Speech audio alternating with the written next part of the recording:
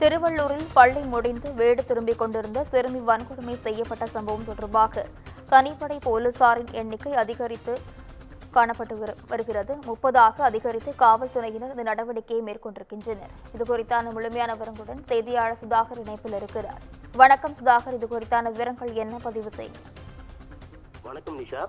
கும்மிடிப்பூண்டி அருகே தமிழ்நாடு ஆந்திரா எல்லையான ஆரம்பாக்கத்தில் கடந்த 12ஆம் தேதி அன்று 10 வயது சிறுமி பாலியல் வன்கொடுமை செய்யப்பட்ட விவகாரத்தில் வழக்கு பதிவு செய்த ஆரம்பாக்கம் காவல்துறையினர் 4 தனிப்படைகள் அமைத்து சிசிடிவி காட்சிகள் அடிப்படையில் ஆரம்பாக்கம், கும்மிடிப்பூண்டி உள்ளிட்ட ரயில் நிலையங்களிலும் அதே போல தடா, சூலூர்பேட்டை, நெல்லூர் உள்ளிட்ட ஆந்திராவின் பல்வேறு பகுதிகளில் தேடி வரும் நிலையில் 10 வயது சிறுமியை பாலியல் வன்கொடுமைக்கு ஆளாக்கப்பட்டு 13 நாட்கள் ஆகியும் குற்றவாளியை கைது செய்யவில்லை என்றும், குறிப்பாக குற்றவாளியின் சிசிடிவி காட்சிகள் இருந்தும் கைது செய்யாமல் காவல்துறையினர் காலம் தாய்த்து வருவது ஏன் என கேள்வி எழுப்பி பல்வேறு அமைப்புகளும் அரசியல் கட்சிகளும் சமூக ஆர்வலர்களும் கேள்வி எழுப்பி கண்டனங்கள் தெரிவித்து வரும் நிலையில் குற்றவாளியை தேடும் பணியில் திருவள்ளூர் டிஎஸ்பி தலைமையில் 4 தனிப்படைகள் இருந்து தற்போது 30 தனிப்படைகளாக அமைத்து 700க்கும் மேற்பட்ட காவல்துறையினர் 13வது நாளாக தமிழகம் மற்றும் ஆந்திரா தீவிரமாக தேடி வருகிறார்கள். நிஷா.